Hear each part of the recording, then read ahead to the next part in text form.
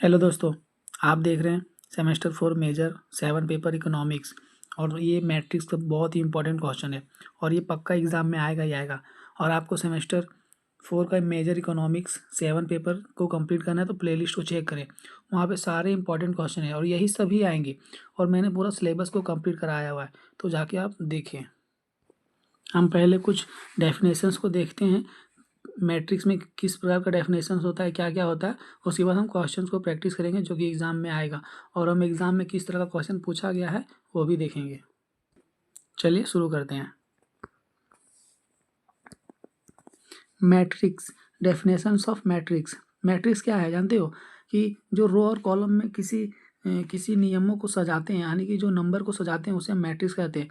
इसे हम ना या फिर कोष्टक में, छोटे कोष्टक से बड़े कोष्टक में सजा सकते हैं, ठीक है।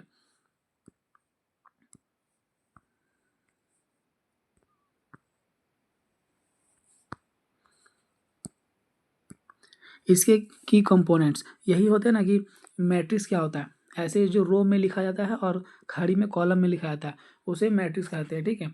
उसके अंदर कुछ एलिमेंट्स होते हैं और कुछ इसके ऑर्डर। ये जो एम है ना दोस्तों, ये रो है, ठीक है ना, पूरा ध्यान में रखना है।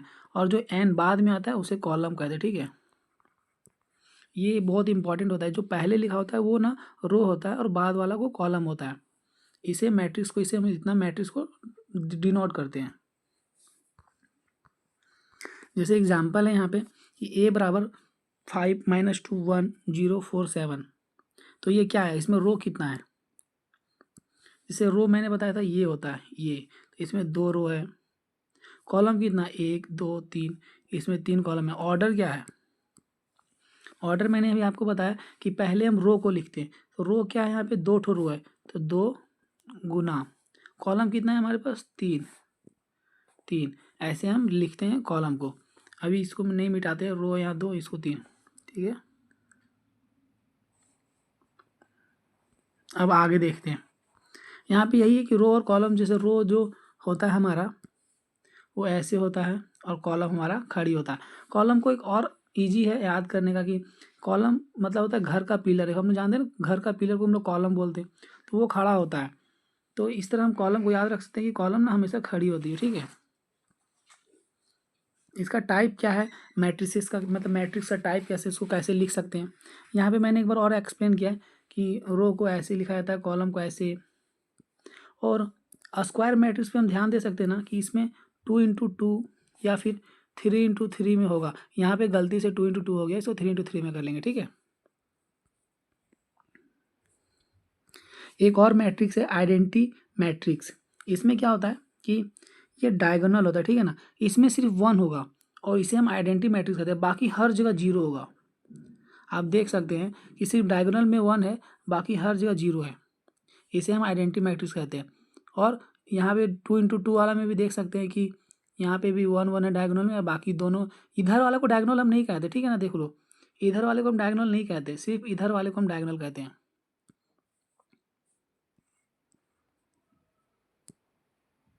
एक और है डायगोनल मैट्रिक्स, ठीक है।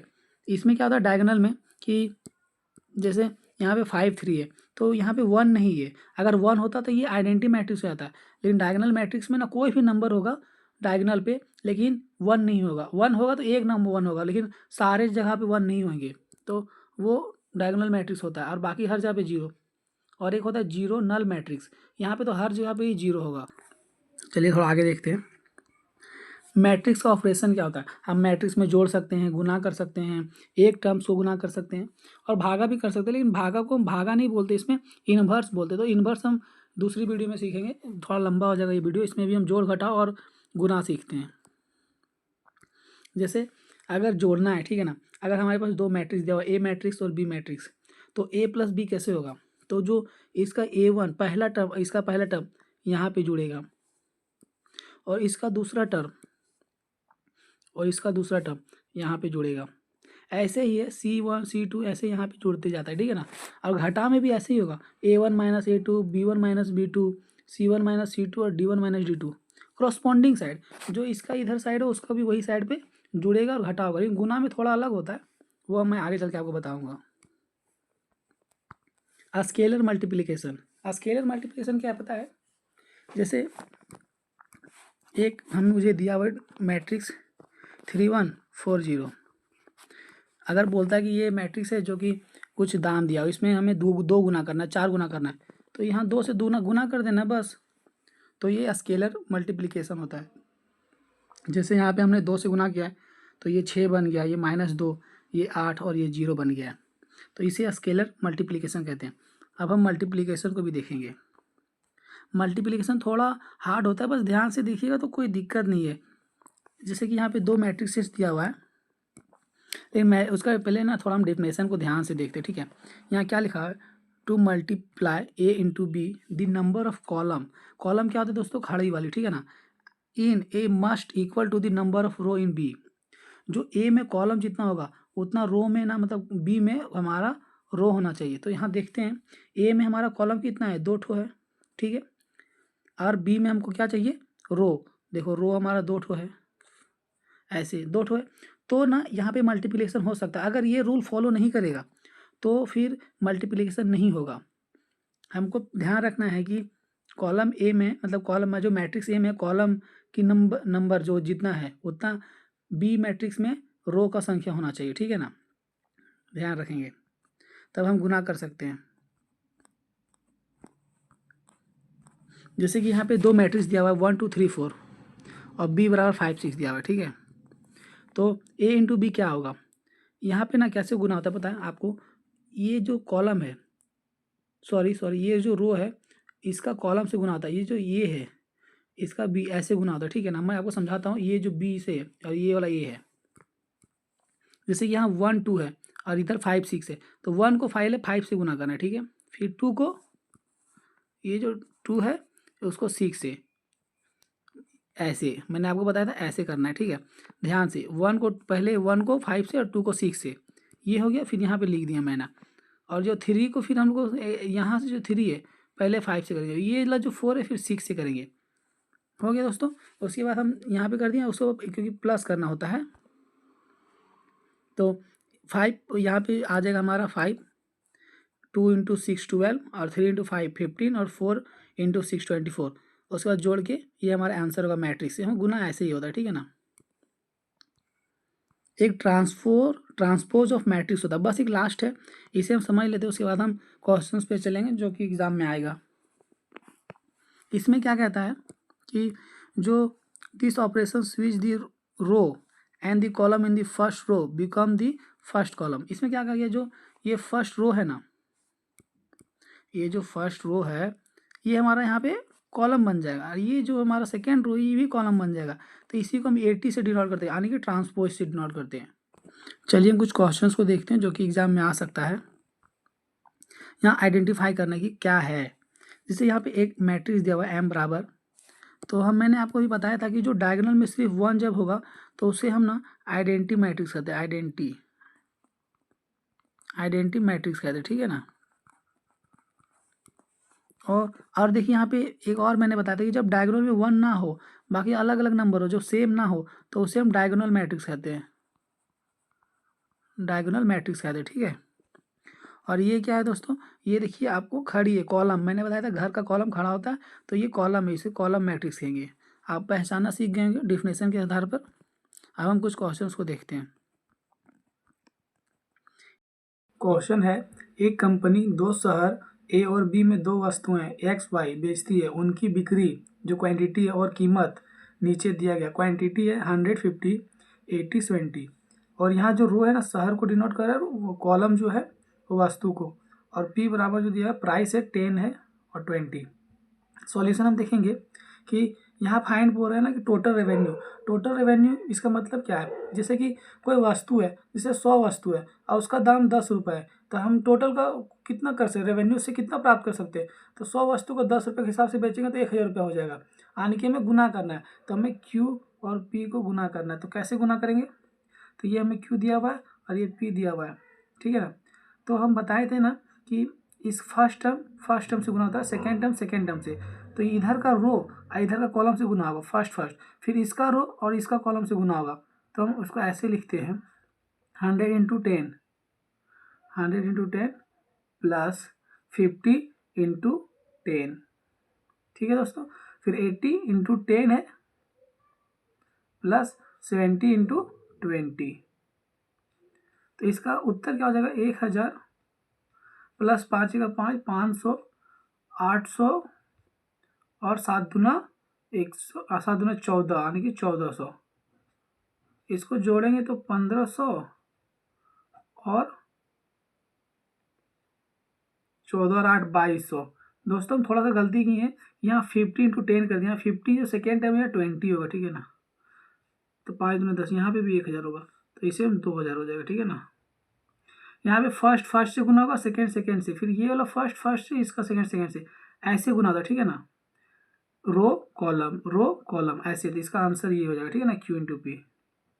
दोस्तों चैनल को सब्सक्राइब कर लो, तब तक ये क्वेश्चन को हम देखते हैं। यदि एक फार्म का उत्पादक मैट्रिक्स Q बराबर 50/30 है और प्रति इकाई लाभ जो प्रॉफिट है 10/15 है, तो कुल लाभ होगा। दोस्तों जब उत्पादन 50-30 है, लाभ हमें उस पर 10-15 है, तो दोनों को गुना ही, यहाँ पे भी गुना ही बताया जा रहा है कि गुना करना होगा तो लाभ निकल जाएगा। तो इसमें हम गुना करके देखते हैं कि इसका आंसर क्या होता है। Q बराबर जो है 50 और 30 है, ठीक है, और P बराबर जो है 10 और 15 है। तो Q इंटू पी क्या होगा, 50, 30, 10, 15। हम इधर देखते हैं 50 गुना जो 10 है, पहले हम सीधा लिख दे रहे हैं दोस्त कि ये फर्स्ट टर्म और ये फर्स्ट टर्म, ठीक है ना। 500 प्लस 30 और 15 यानी कि 15 या 45, 450। कितना हो गया दोस्तों, 950। इसका आंसर ये होगा।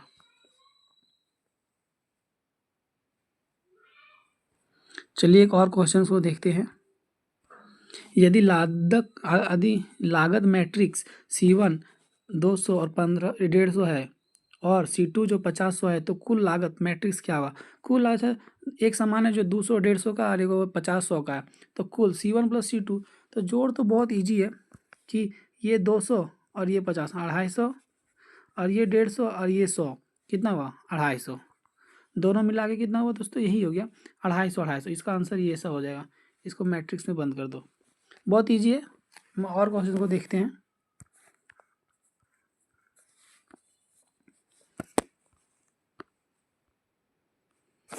यदि किसी वस्तु की कीमत में 2 गुना वृद्धि होता है तो कीमत मैट्रिक्स क्या होगा।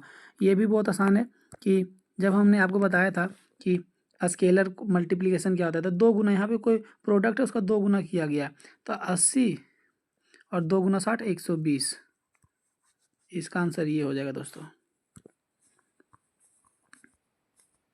एक कॉलम मैट्रिक्स 500 1000 का ट्रांसपोज क्या होगा। ट्रांसपोज मैंने आपको बताया था कि जैसे कोई जो ये रो है, मतलब ये कॉलम है, तो इसे रो में बदल दो। अगर ये कॉलम होता, ये कॉलम है तो रो में बदल दो, रो होता तो कॉलम में, तो ये भी क्या है दोस्तों, कॉलम, तो हम इसे रो में बदल देंगे।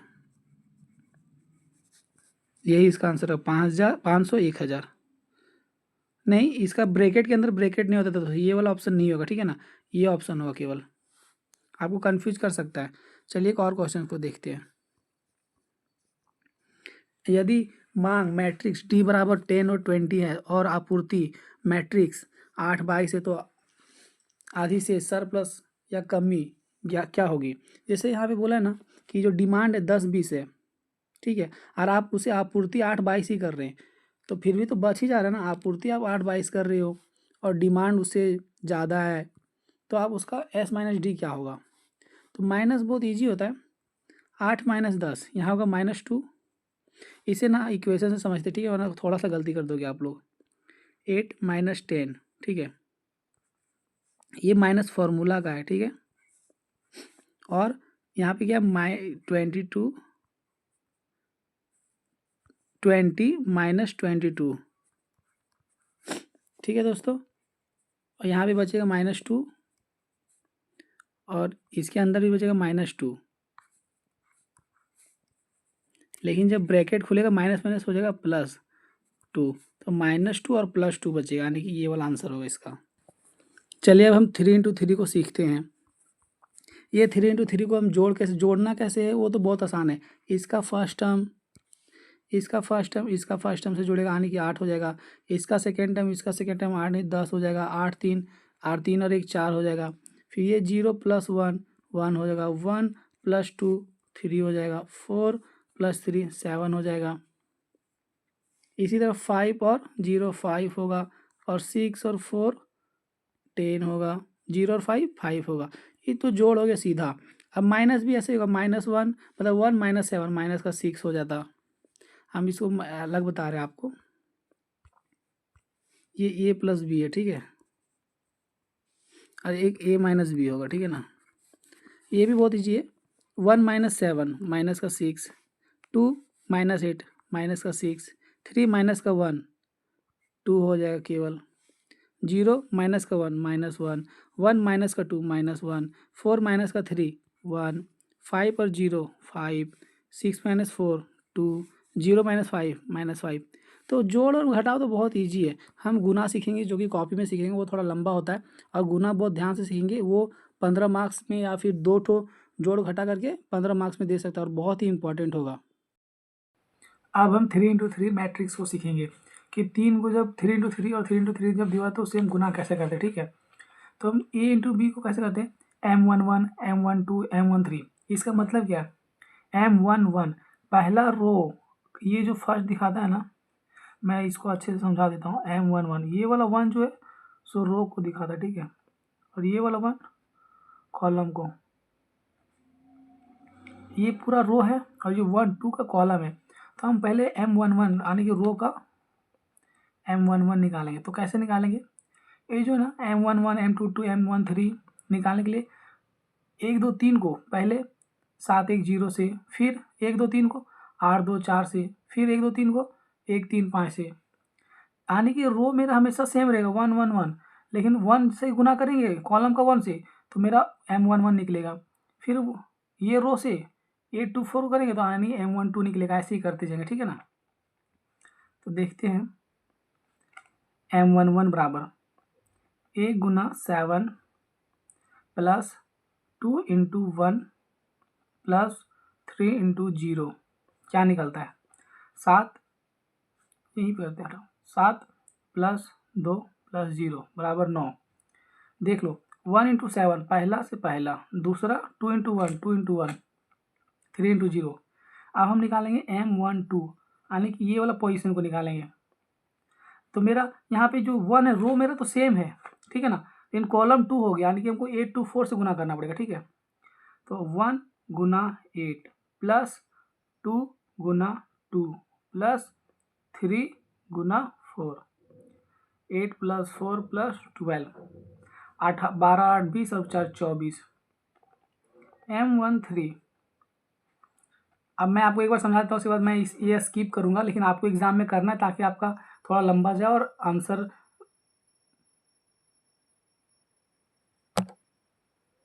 थोड़ा लंबा जाए और आपका पेज भरे और आपको नंबर फुल मार्क्स मिले। तो यहाँ पे 3 × 1 प्लस 1 × 1 प्लस 2 × 3 प्लस 3 × 5 1 + 6 + 15 15 16 6 22 हो गया। तो इसको हमको डिनोट कैसे करें, ठीक है ना। देखिए हम कितना दूर तक भी फाइंड किए हैं, यहाँ पे दिखाते हैं। पहले 9 निकला, फिर 24, फिर 22, ऐसे हमको यहाँ यहाँ यहाँ ये 6 को और निकालना है। तो हम अपना अब जल्दी जल्दी करते हैं, बस स्किप करते हैं, ठीक है ना। से M21 में क्या होगा, यहाँ अब 2 हो गया यानी कि मेरा रो जो 2 हो गया। अब फिर कॉलम 1 से कॉलम 1 कॉलम 2 कॉलम 3 होगा। तो 0 से 7 × 0 प्लस 1 से 1 होगा 1, फिर 4 से 0 होगा तो मेरा 0 हो जाएगा यानी कि यहाँ पे 1 आया। M22 हम ना अब इसे निकालने के लिए कुछ ना थोड़ा सा पॉइंट को अलग कर लेंगे ताकि गुना करने में परेशानी ना हो, वरना आप लोग फंस सकते हो। हम यहाँ पहला जो ये 2 है यानी कि मेरा रो है, तो मेरा 2 रो क्या है 0 1 और 4 0 1 4, ठीक है। और मेरा यहाँ 2 कॉलम यानी कि 8 2 4 यानी कि ये वाला कॉलम, इसका रो और इसका कॉलम यानी कि 8 2 4। तो हम सीधा सीधे लिखेंगे फर्स्ट टर्म क्या होगा 2 मतलब m22 का 0 into 8 0 plus 1 into 2 2 plus 4 into 4 16, इसको जोड़ेंगे तो 18 आएगा। इसी तरह m23 को निकालेंगे, ठीक है। तो यहाँ मेरा 2 कॉलम तो मेरा वही है 0 1 4, लेकिन मेरा यहाँ पे ये वाला मतलब ये रो तो वही है, कॉलम मेरा 1 3 5 हो गया है, ठीक है। तो आराम से 0 इंटू 1 0 प्लस 1 इंटू 3 3 प्लस 5 4 जो 20, इसको जोड़ेंगे 23, यानी कि मेरा क्या क्या निकल गया दोस्तों।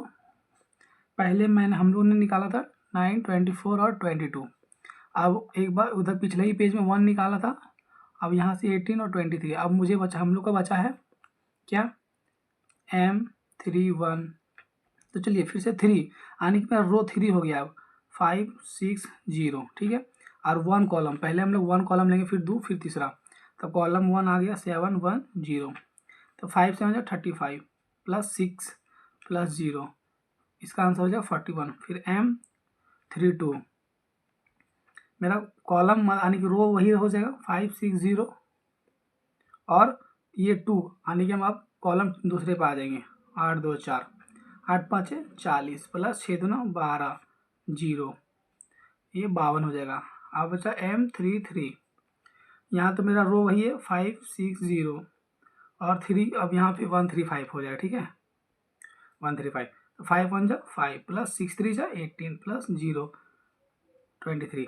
अब देखिए यहाँ पे भी हमने इसका भी सॉल्यूशन निकाल लिया 9 2 4 2 2 1 1 8 2 3। अब यहाँ से हमने निकाला 4 1 5 2 2 3, तो 3 इंटू 3 मैट्रिक्स हमें इस प्रकार कर सकते हैं। अब हम इसका भागा होता है जिसे हम इन्वर्स बोलते हैं, तो इन्वर्स हम इसकी अगली वीडियो में सीखेंगे। और ये दोनों बहुत ही इंपॉर्टेंट है और कंफर्म है कि ये सब तो पक्का आएगा ही आएगा। और प्लेलिस्ट को चेक कर ले, सारा क्वेश्चन इसी से भिड़ेगा, क्योंकि मैंने पूरा सिलेबस ही बहुत कम मतलब बहुत ही कम वीडियो में कंप्लीट किया। तो सारा वीडियो को देख ले ताकि आपका 80 ऑफ 50 60 तो आप एवरेज करोगे, बाकी 70 80 आप कर लोगे, आपको अगर सब कुछ याद रहा तो। धन्यवाद।